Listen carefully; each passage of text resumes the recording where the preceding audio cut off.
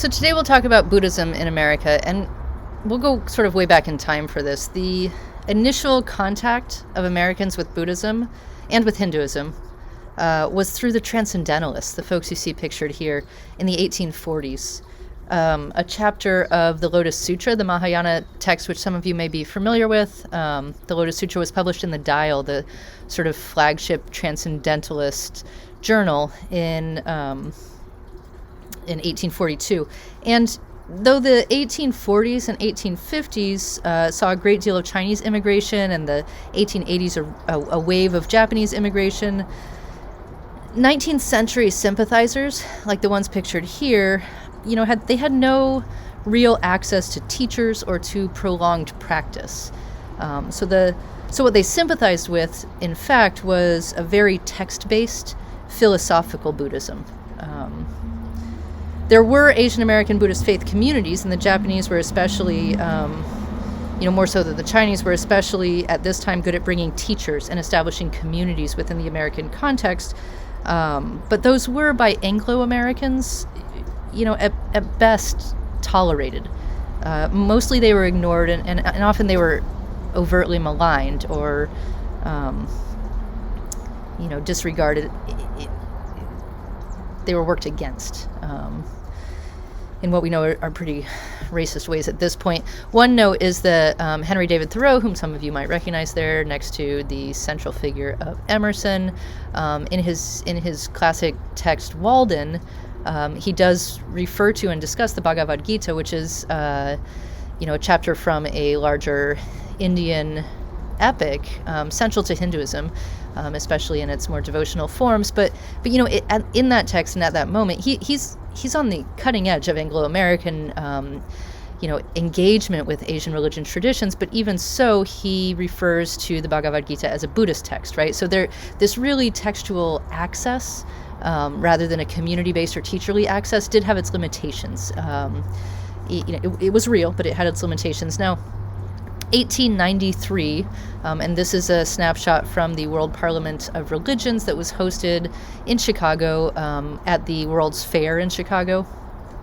At this moment, and if you sort of pause and look closely, you can see that there's a lot of, there are a lot of teachers from Asia up there. Shakya Soyen was there representing Buddhism. Dharmapala was up there. Vivekananda, really famously representing a branch of Hinduism, and they all got some traction here. But what Americans really loved at this moment about Asian religion traditions, they loved these traditions insofar as these traditions at this moment in history affirmed the values of theism, individualism, optimism, activism, and rationalism. And the teachers who presented there, they did present in a context that was very much framed in a Christian way, where the Our Father was said at the beginning as a sort of universal prayer. Well, there's only a limited way in which the Our Father,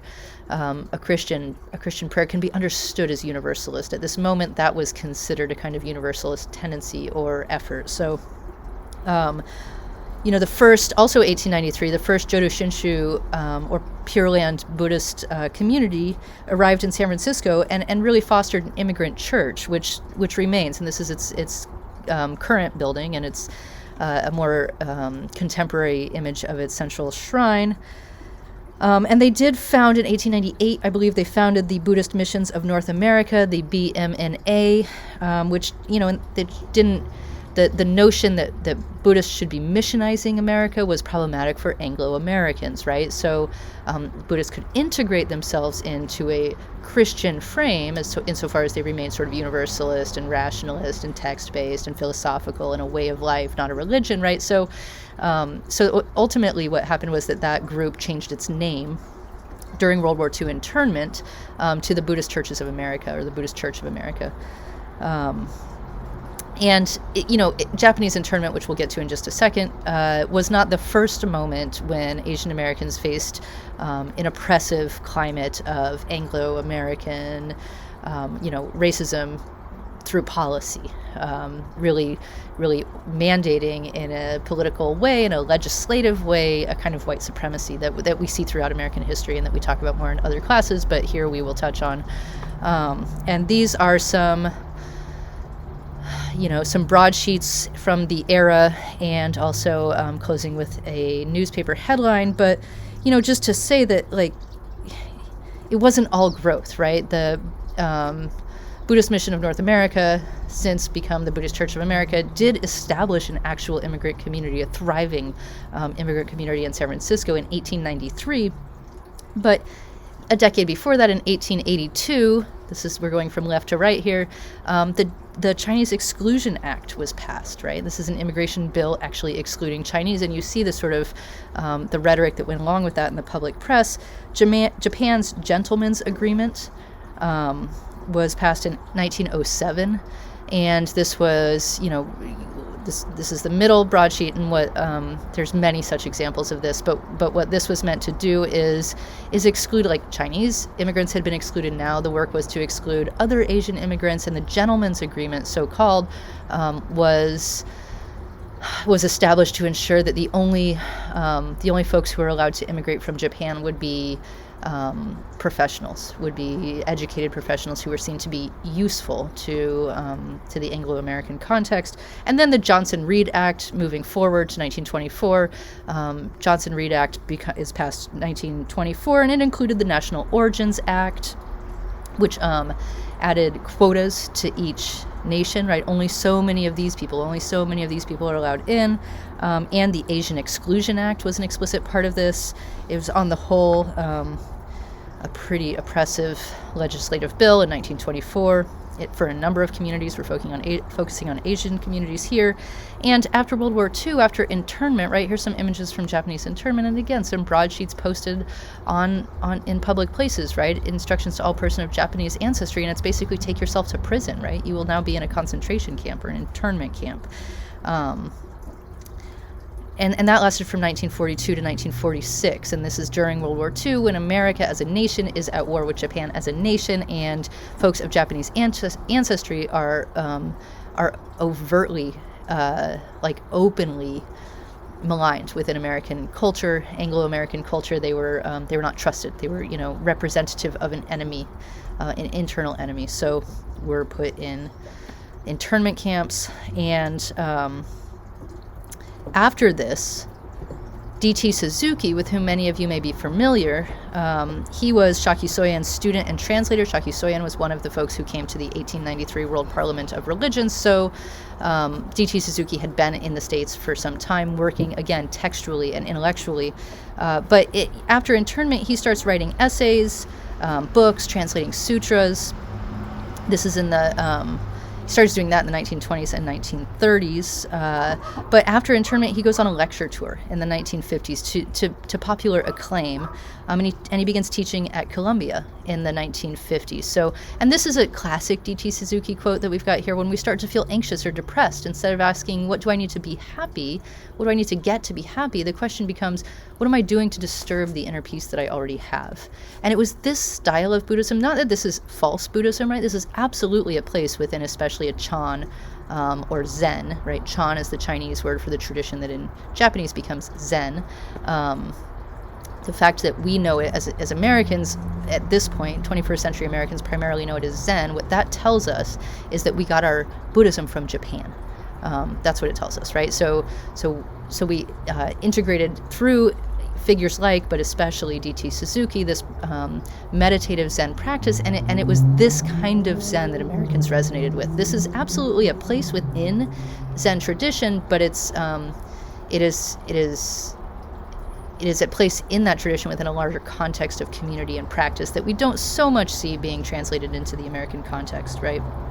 So, and what D.T. Suzuki did was he brought to America a Buddhism that Americans could receive, right? And along with Alan Watts, whom you see pictured with him on the left and who is extraordinarily prolific. Many of you may have read books by Watts. He wrote sort of countless books. Along with Alan Watts, he helped to introduce Buddhism, especially Zen, again, to the beats, right? Who some figures of which are sort of pictured at the bottom, and a group of them is kind of classically pictured at the top.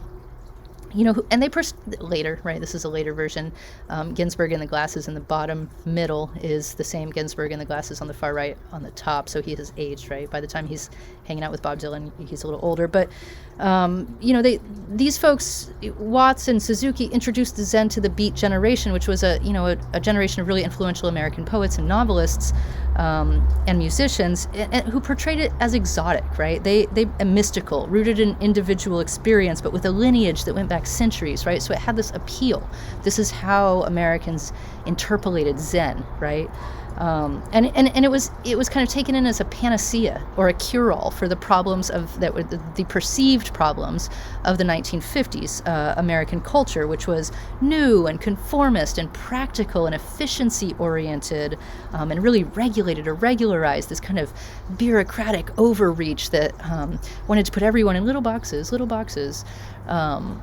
Zen was seen as a counter response to that, as a meaningful stance against it, a proactive stance against it. Zen was not a new religious movement. That's something, NRM, something that we've just discussed a little bit, right? Zen is not an NRM. It's not a new religious movement. These don't originate from a parent church, right? New religious movements are themselves new, right? But it did function similarly in American culture. At this time, a lot of new religious movements were being born, and Zen functioned similarly. It helped people to cope with strain and change and stress and suffering. And it was geared and presented as a remedy for those things, for those tensions in culture. And that kind of strain or suffering or anxiety was a sort generally accepted by the surrounding culture, by the surrounding society, even in some ways definitive of that society. So Zen gave them a response to that in what was for them, and by them I mean Anglo-American mid-century culture, Anglo-American mid-century counterculture. Zen provided a way that was new to them to respond to that. Again, not a new religious movement, but treated as one within the culture. And you can see this in American forms of Hinduism as well. In the 1960s, right, now moving forward into the sort of picture at the top, 1960s, there was also a real attraction to the counterculture. In Buddhism, meditation was seen as an alternative to drug-induced transcendence, right? And in sort of the countercultural movements of the 60s introduced a lot of drugs to American youth and countercultural communities, and especially hallucinogens and entheogens and also cannabis, but not new. The cannabis was not new, but a lot of a drug culture emerged in the countercultural movements of the 1960s, and meditation was seen as an alternative to that, right? Buddhism was an alternative to Christian churches, right? These were alternatives to movements already happening in the culture that fed something of the same need. And Christian churches at the time, right, their roles were dropping, their numbers were dropping. This tradition gave a foothold to those who were turned off by what was perceived as Christian guilt, Sunday-only spirituality, rigid hierarchical authority and models of interpretation, right? This was seen as a way to be spiritual, a way to be religious without having to sort of buy into the oppressive power structures that were being rejected, right? So this counterculture, the legacy of the beats in a lot of ways, those of you who study music or literature will know this and be familiar with it, was further supported and encouraged by 1965's Immigration Act, the Hart-Celler Immigration Act, which is being signed here, which opened the door. I mean, the act itself, we could spend an entire lecture on, had a number of problems that we see the legacy of today in ways that aren't entirely positive, but we'll set that aside for now. I recommend history classes to you for that, and just say that one thing it did was really open the door to a new wave of Asian immigration across the Pacific from a number of different countries, right? There had been some interest in Buddhism after the Japanese internees were released, right after the Japanese Americans held in internment camps throughout the West and Midwest were released, right? There had been some interest in Buddhism, but it really took the Zen boom of the 50s to insert the words and concepts like karma, dharma, koan, and nirvana right, into the living vernacular of of sort of general American culture, where all of a sudden folks who weren't participating in the counterculture did understand what karma meant. Like, it could show up on T-shirts and bumper stickers, and it was a concept that, yes, we have pulled from its roots, and rendered into kind of a new thing. The notion of instant karma is going to get you is kind of like, no, that was the Beatles, right? So it's not American exactly, but that was how karma has sort of functioned in American popular culture. It's kind of a back at ya, it's not really the Buddhist conception of karma. So we did take these concepts and change them in substantial ways, for good and for ill, I would suggest. But the language became part of America's living vernacular. It really took the Zen boom of the 50s and the beats to do that.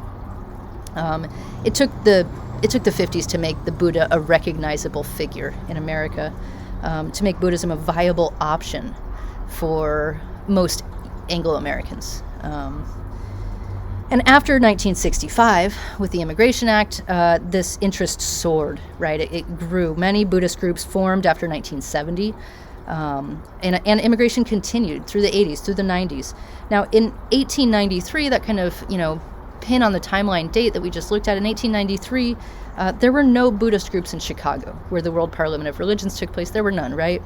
In 2000, there were 67, and there's more now.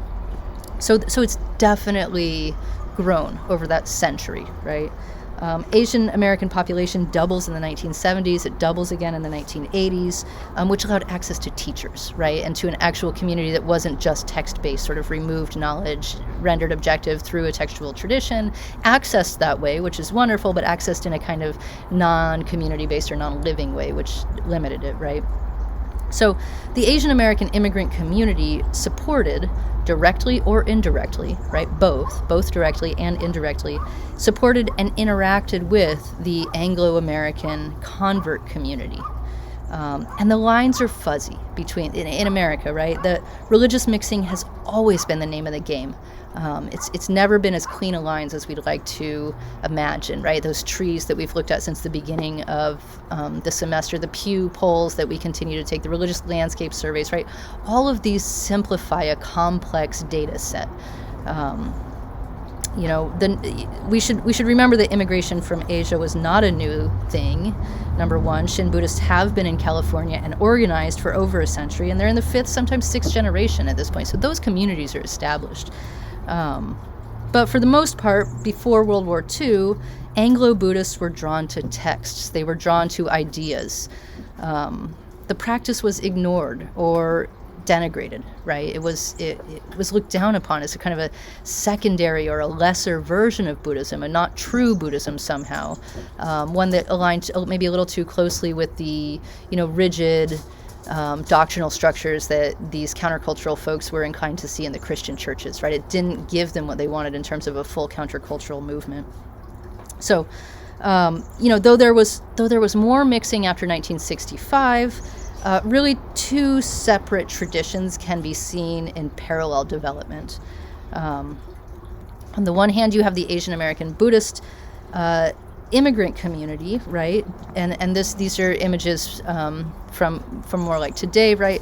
Generally, the Asian American immigrant Buddhist community generally focuses more on family, on the living and the dead. Ancestor worship is a real part of Asian Buddhist community practice, and on karma and reincarnation, right? The doctrinal elements of the tradition, right? So there's more of a concentration on that, and these communities have been changed by America, right? They're not kind of stagnant and stable communities that kind of were transplanted across the Pacific and retained the same cultural aspects that they had in their parent countries, right? They have changed in America. Los Angeles has over 300 Buddhist centers representing nearly every Buddhism practiced in the world, and having those communities in close proximity to one another in a way that doesn't generally appear in their parent companies, right, or in their parent countries. It is an innovative. It's a seedbed for innovation, for intercultural communication. And when you've got 300 Buddhist centers in a city like Los Angeles, well, you're gonna have you're going to have a distribution, like a dilution of each one, right? If your market share of Buddhists has to be split 300 ways, they're going to be smaller than those groups because they are smaller, begin to interact with one another in supportive and mutually influential ways. So these communities, have changed America, and they've been changed by America, right? This is like how culture happens. There's a really good book that's come out recently by Duncan Williams called American Sutra, which I recommend to you. It's a story of faith and freedom in the Second World War, and really addresses the ways in which internment, it focuses, not exclusively, but it focuses on Japanese American Buddhists, but the ways that that World War II as a as an event and as a context really helped to shape a new kind of Buddhism, one where younger Buddhist practitioners were taking the lead and innovating practices on a totally need-based way, because they didn't have, in internment camps, didn't have access to temples. They didn't have access to, organized teachers or organized practice. So there was, what happened was a lot of innovation, a lot of need-based innovation, which then carried over, right? It didn't just sort of end and go back to the old way after internment. It has developed in under the pressures of cultural oppression, has developed some, in fact, really vibrant and unique practices. So that's like one strand. And then on the other side, you have American convert Buddhism, right? And that tends to be Anglo. It's not exclusively Anglo, not by a long shot, but it does tend to be Anglo. And here Buddhism is approached less as a set of beliefs whose truth is to be affirmed through practice, right? Like there's a set of propositions, metaphysical truth propositions that are strengthened and affirmed through regular practice within a community, right? It's not so much that, it's more of a practice through which the truth is to be discovered. It's very individualist, right? So folks who have entered into Buddhism in the American context as converts, not from within Asian, not rooted in Asian American communities of one sort or another, have really imagined themselves more practitioner, less Buddhist, right? More interested in the individual, effects of the practice of especially meditation. Now, just a note, right? Like most Buddhists in the world don't meditate. That's where, we sort of because American Buddhist practice, especially in the convert traditions, has really centered on meditation as a practice through which you can understand certain truths about the mind and the passage of time and reality, right? And all of that's real and true, and folks have developed very authentic spiritual responses to the human condition through this, right? But one effect of that is that you're really not as interested in the community-based aspect of it. It does become a more individualized thing. Now the danger, right? The danger of everything I've just said, right? These are the broad swaths of American Buddhist, the development of Buddhism in America. You want to talk about Buddhism in America, you kind of have to look at these two different trajectories that have been followed by discernibly different groups, right? But humans resist pigeonholing, and culture works against it. So the danger of this two groups discourse is that it can really be polarizing. And what might seem often to, like, there's two ways that it can be polarizing. I mean, it's right. I guess maybe that's always true, but there is that tendency to say, well, the only true Buddhism is Buddhism practiced by Asian American immigrant communities, right? And that, right, it's something that's resisted most often from within those communities. It's more of an external critique that, like, the sort of white Buddhist is not a real Buddhist, and there's because there's no cultural authenticity with it. And it's worth remembering on that front that A, it's most often rejected by the communities themselves, and B, it's rejected by the teachings of the Buddha, right? The Buddhism is the oldest world religious tradition that's missionary from its inception, right? The Buddhist introduced a missionary tradition. We sort of think of Buddhism as not missionary at all, right? It doesn't go out and try to seek converts, but in fact, the Buddha himself during his own lifetime, according to the tradition, said, yeah, go teach people, man. This is, everybody should have this, And so it was the earliest, before, it predates Christianity by centuries. It was the earliest of our world religions, when we think of the sort of big three or big five or big seven or big nine, however many you count as the sort of world religions. It's the oldest of the convert traditions, oldest of the missionary traditions. So, so it doesn't really play into this notion that there's such a thing as an authentic Buddhist tradition. It has to be a certain way, and you have to be from a certain place to practice it. So there's that, right? That polarizing aspect is not entirely representative of the tradition itself, and also not entirely true, right? But the other side of it, and maybe one that gets a little more play and is a little more dangerous in terms of intercultural relationships, especially when we think about power and privilege and those categories of justice that that our scholarship is inclined to tend towards these days. The other danger is that, that it might be seen to be implied that that Buddhism is only made truly American when Anglo-Americans get involved, right? And so there was a 1991 editorial that's really representative of this. It's certainly not the last time this happened. It's not the only time, but it's become a representative statement in a 1991 Tricycle editorial. Tricycle is a Buddhist magazine. It still exists. You can find it in like Whole Foods and stuff like that, right? In that editorial, the quote it was by a woman named Helen Tworkov, who said, quote, "Asian American Buddhists have not figured very prominently in the development of something called American Buddhism." Right, let me read that again, because it's pretty significant, right? Asian American Buddhists have not figured very prominently in the development of something called American Buddhism. And it's just a very strange thing to say, Why I cite it here is not that it's like an aberration and a very strange thing to say and interesting in its own way. It's that it's representative of a viewpoint that did unfortunately sort of take hold of a lot of historians, right? Scholars of religion. You say, well, American Buddhism, it doesn't happen in Chinatown. It doesn't happen in Japantown. It doesn't happen in Koreatown, right? That's not American Buddhism. That's like immigrant Buddhism, and that's a real dangerous stance as well, because again, it pigeonholes in the mind in a way that does not happen in culture. It is not representative of the fluid interactions that do happen even in the most isolated cultural manifestations, right? So, and it pushes us to a question, right?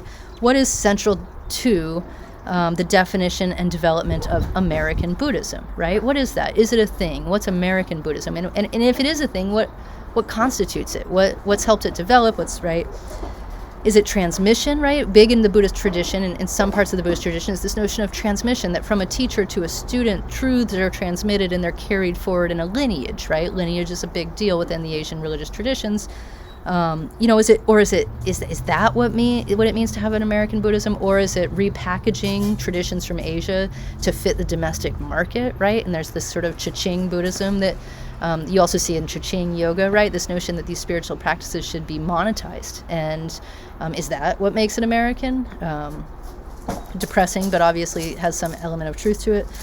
But something that really crosses this polarizing discourse is the fact of growth. Since 1990, Buddhism in America has grown by over 200%. That's huge, right? Most religions have lost market share. Buddhism has significantly gained market share, and not just through immigration, right? That's not how it's happening. About 1% of the U.S. adult population is Buddhist, and about 2/3 of those are Asian Americans. And numbers are very difficult to get, by the way. The estimates vary wildly. What are criteria for inclusion, what counts, right? Criteria of belief or practice start to look a lot like standards of orthodoxy. Like if I'm a pollster saying, are you a Buddhist, right? Well, do you meditate? Well, do you go to a community of practice? Well, and I'm only going to count you if you answer yes to certain numbers of those questions. That's like really standards of orthodoxy that we try as scholars not to set. Like, are you a real Buddhist? Are you the right kind of Buddhist? Like we don't do that. Some say self-identification, and that is, that's what we use when I say 1% of the American population, right? I'm looking at the Pew numbers through the American Religious Landscape Surveys, and they use self-identification. That's how they do it. So if I say, are you a Buddhist, and you say yes, that's the end of the question, But even that's problematic, because religious identity can be multiple. It can be ambivalent. It can be multivalent, right? Like we are culturally seeing a transition into less strict association with defined, institutional bodies. In 2019, we saw Pew. I recommend Pew to you. They do a religious landscape survey every so often, and they do a lot of polling in between. But as of 2019, 26% of Americans claimed no religious affiliation. That's huge. That's a big number. Now, it's its own kind of funny number, because the knee jerk is to say that 26% of Americans aren't religious. Well, you're like, okay, but then if you ask them further questions, like follow up, over 90% of them believe in God. Over 90% of them, pray regularly, right? Like these folks are not over 90%, over 70% of them pray regularly. Like the numbers are very high in that body for church attendance. They're very high for prayer. They're very high for central, what we think of as doctrinal belief. We just don't adhere to this model of affiliation where I'm a church member and it's to this church I belong, right? So in that context where the categories and the pigeonholes are really dissolving and loosening, then self-identification is a little bit problematic, because, maybe I'm like a Buddhist and a Christian, right? A Buddhist and a Jew, a Buddhist and who knows, right? And that is a real phenomenon that scholars are trying to figure out how to pin down and pigeonhole into numbers. But what we can say, as scholars who are aspiring to a more nuanced understanding, is that, so 1% of Americans self-declare as Buddhist, but clearly the influence of Buddhism has reached into a much greater body of numbers. Now, when we talk about American Buddhism, one thing that I'll mention is in December 2009, Thomas Dyer was deployed to Afghanistan as the first ever Buddhist Army chaplain for America. He was raised Presbyterian, former Marine, joined the chaplaincy. So in 2009, the American Army did deploy an official Buddhist chaplain. You can now get the VA inscribes a gravestone for every veteran who's died, and there's a certain set of images, iconography that you can get, for free from the VA. Like they will put it's a pretty long list, and it changes a little bit. It's an interesting thing to look up. It includes, for instance, the Hammer of Thor. That's an option for U.S. soldiers, fallen U.S. soldiers on their gravestones, or not fallen necessarily in battle. When U.S. veterans die, they get a gravestone. Anyway, you can get the Dharma wheel, right? That is a standard and classic option. So Buddhism is being integrated into the more official arms of American self-understanding and portrayal. That's what I want to say with that. So this question of what counts, right? Who counts as a Buddhist, right? Two voices that have been central to this debate in the context of American scholarship are these folks. On the left, we have Robert Thurman, who would argue, yes, that is Uma Thurman's dad. But anyway, he's an American Buddhist scholar from out of Columbia, a real significant voice in the development of American Buddhist scholarship. But he would argue that there is no American Buddhism until there's a celibate monastic community with lay support. Right? He says there's no such thing as American Buddhism, not until you have this celibate monastic community supported by the lay population on the model of what you see in Asian countries, right? But then on the other hand, he also estimates the numbers of Buddhists in America to be much higher than what Pew or anyone else will tell you, right? So who knows? No, everybody resists pigeonholing. That's kind of the theme for the day. And on the right, you have Stephen Batchelor, whom we read, right? So on the left, you have Robert Thurman, who's saying no Buddhist community without this strict institutional model pulled from the Asian traditions within which Buddhism first flourished, right? So if you don't have that, you don't have an American Buddhism. That's Robert Thurman. Stephen Batchelor, on the other hand, on the bottom right, very famously wrote this book, Buddhism Without Belief, which you read a chapter from, an early chapter. And he argues, as you saw, that American Buddhists should do away with faith concepts like reincarnation and karma, right? Do away with all those things that it's hard to practice or believe in, right? Let's go for open the field. It's not about karma. It's about refuge, right? It's not about faith in one or another doctrinal perspective. It's about a real rigorous agnosticism, which you read about. And this really is how Buddhism has come to function in its most accessible, popularized forms.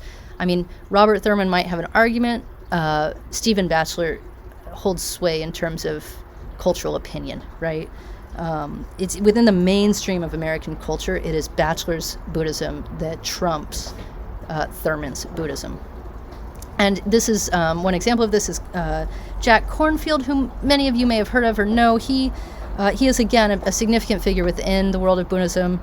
He brought Vipassana meditation, mindfulness meditation from Burma, totally divorced from the monasticism or monastic, that aspect that Thurman would like to see, right? That monastic practice. Kornfield brought this Vipassana meditation from Burma to America, completely divorced from that monasticism, and has he really started a movement of Vipassana retreats that are pretty widespread at this point. Can be pretty expensive. So again, it's just like it plays into an element of Ching Buddhism, but it's also been a really authentic engagement of transience and the human condition for a lot of people. So, and what he says American people don't want to be monks and nuns. They want practices that transform the heart, right? And he's not wrong, right? This is what Americans resonated with. This is what they tended towards. This is what they bought into. This is what they bought, right? So what they've committed themselves to. So in his Buddhism without beliefs, right, get rid of all those, doctrinal elements that are hard to accept, that may or may not be true, that are really metaphysical, assertions of truth, right? It's all about meditation, right? Practical, therapeutic. So, and this is not just Batchelor's innovation, not just Kornfield's innovation. Carl Jung, who many of you know from psychology courses or other places, he was a psychologist, Freud's student, but really divorced from Freud in a lot of ways, got more into religion. But Jung was the one who wrote the foreword to D.C. Suzuki's Intro to Zen. So it's always been for America this practical or therapeutic, personalized, individualized practice. So used for self-understanding, used for self-empowerment, peace cultivation, stress reduction, right? Corporate coaches use meditation to help, increase efficiencies and workflow within a corporate culture seem to be answerable to the whole person. And that really has been integrated into the living vernacular of mainstream America in meaningful ways, right? And it's the stress reduction comes in response to and is used as a tool in response to suffering, which was the original mandate of the Buddha's teaching, right? Like a recognition that life is suffering and that it's our own mind that fosters that suffering, that there are practices, right? So the Buddha's initial teachings, his Four Noble Truths, which many of you will know from other contexts, right in the 4th century BCE, in India, the Buddha came to this great awakening that there are these Four Noble Truths, right? That life is dukkha, or unsatisfactoriness, right? It's often translated as suffering. It's not quite that.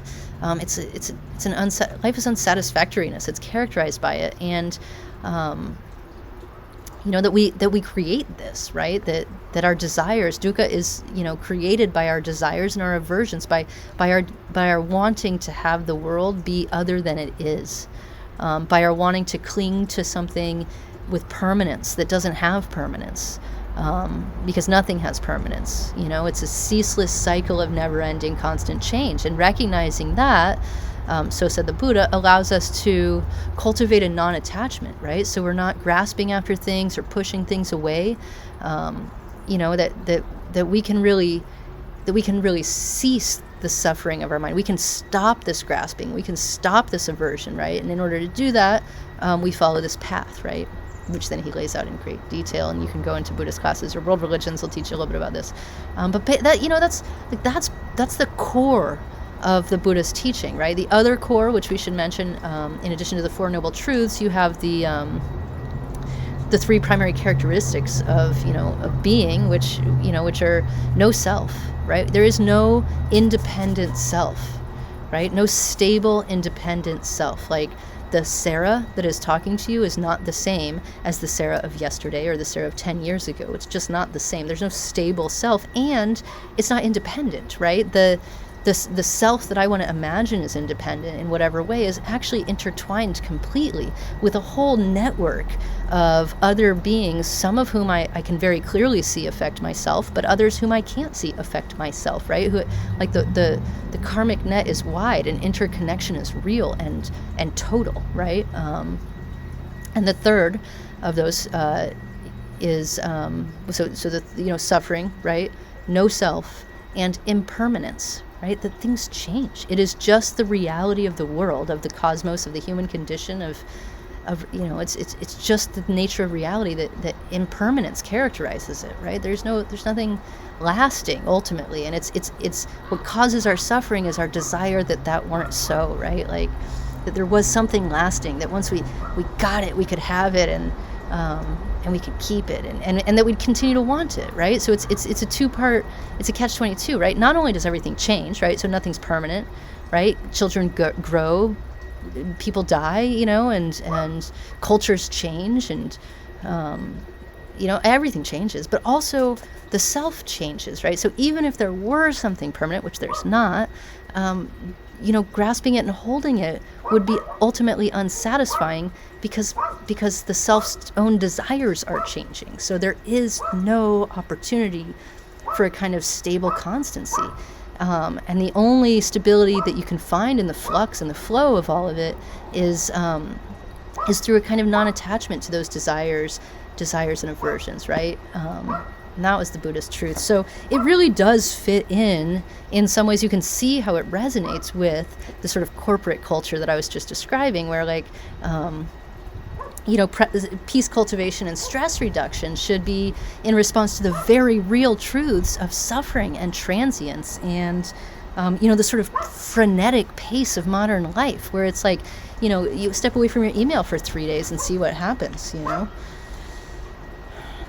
It's mayhem, right?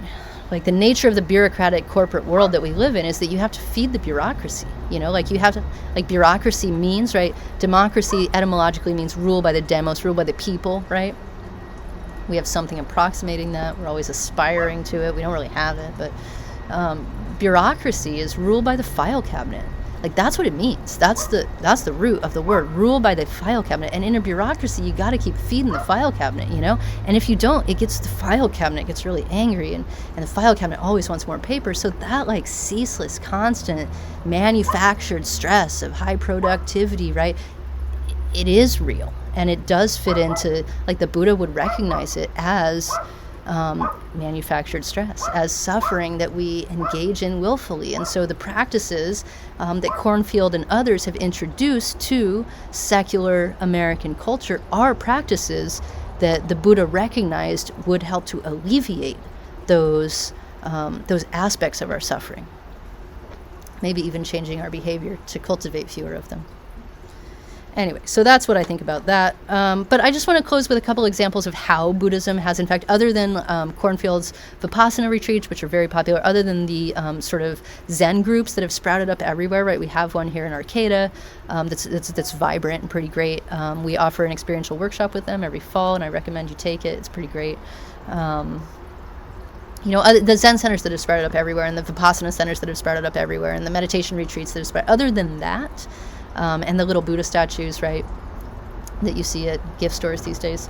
Other than that, I just want to give you a few examples of how Buddhism has integrated itself into American culture. And the first is through the Zen Hospice Project, right? So the hospice movement was a response to the modern Western denial of death, through focus on heaven and a medication away from the practice of just sort of dying was seen to be in the mid-century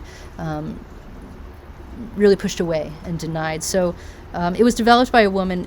Hospice movement generally was developed by a woman named Dr. Saunders in London in the 1960s, and it was brought to the U.S. right around the time when the interest in and access to Buddhism was picking up.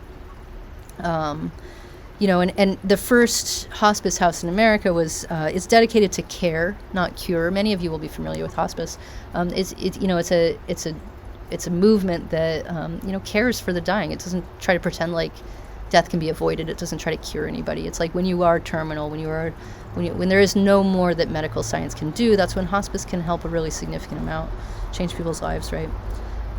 The first American version really was dedicated, opened in New Haven in 1974. 30% of the people who died in the U.S. in the year 2000, and this number hasn't changed much in the last 20 or so years, right? But about 30% of people who die are receiving hospice services at the time of their death. So it's grown enormously. If you don't know anything about them, you might check them out. They're pretty awesome. And in 1982, in a real coup, Medicare funds got to start being dedicated to hospice. So that really changed the way people approached it. It was all of a sudden accessible, So the Buddhist hospice movement really played it because Buddhists were good at death, right? They just were, like, in their own home cultures. Buddhists are considered the kind of death experts, right? They do dying well. They do passing and transience and non-attachment and in the moment, right? All those things that can kind of help the passage from, out of this life. The Buddhists have been trained in that for thousands of years, so they have tools, really good ones. Now, the Zen Hospice Project has been recently rebranded as the Zen Caregiving Project, largely because they lost their actual house in, I think, 2008. They had a house in San Francisco, a big, beautiful Victorian that they had to sell, unfortunately. But they do still provide hospice services through the Zen Caregiving Project, very active. And we're brought to sort of American public consciousness through a Bill Moyers PBS episode in 2000 called On Our Own Terms, which was about the hospice movement. It was about how people were choosing not to die in hospitals, connected to a hope for cure when that hope wasn't really existent, right? And in that Bill Moyers 2000 special on PBS, he featured the director of the Zen Hospice Project in San Francisco as a kind of central figure within the developing hospice movement, and really brought a lot of attention to Zen. Not that they weren't already doing the work, but it brought it into cultural consciousness. Okay, and then another example, and maybe this will be our last one, is the Dhamma brothers. I just think this is so cool. I recommend the film to you, but it's developed, is slightly slower. It hasn't quite gotten the traction that the hospice movement has by any stretch of the imagination, but it's a response to the mass incarceration that is practiced by Americans these days, and the role of incarceration on the life of the incarcerated. Like, what is it that you do? Is the idea that you should be rehabilitated within prison? Is it just a holding cell waiting for death, right? So the Dhamma brothers is East meets West in the Deep South is this is a documentary, which is just awesome. It came out in 2007. It's a kind of an outreach meditation, 10-day intensive Vipassana retreats in maximum security prisons in Alabama is how it began, and it's absolutely check it out. It's inspiring. Like, what do you do when you are behind bars, in a cage? Like other than fight for justice, and if you are so inclined, fight for a reform of this, for-profit prison system that America has, and really, we'll set that aside for another class. Other than that kind of justice work, which you can mobilize from outside of the prison system, once you're in the prison system, this is a movement that was trying to offer something to those who were in the prison system, who were incarcerated, and who maybe should not be just cast away as though they are no longer functional humans, but maybe could be, helped if you can't get them out of prison. Which, like, if you're not in a position to be able to do that, what can you do? And so the movement was to offer something, and it's an incredibly inspiring tale, not only of social commentary on the American incarceration system, but also really illustrative of the ways in which Buddhism can be profoundly transformative for the mind. So I'll close with this. In 1938, a Japanese monk who goes unnamed in the scholarship, which is sort of perfect, says this. He says, "It took China 3 centuries to adopt Buddhism from India.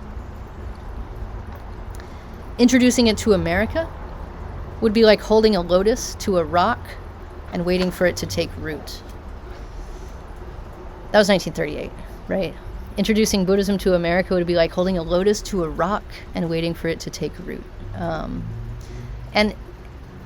And he wasn't wrong, right? Robert Thurman would say, yeah, and it hasn't rooted yet. But there's other ways in which we could look at it and say, well, for a really lot of Americans, scholars, practitioners, community activists, and the general public alike, Buddhism has most certainly taken root in America and really helped to reshape what the American religious landscape looks like for those both within and outside of the Buddhist field of practice.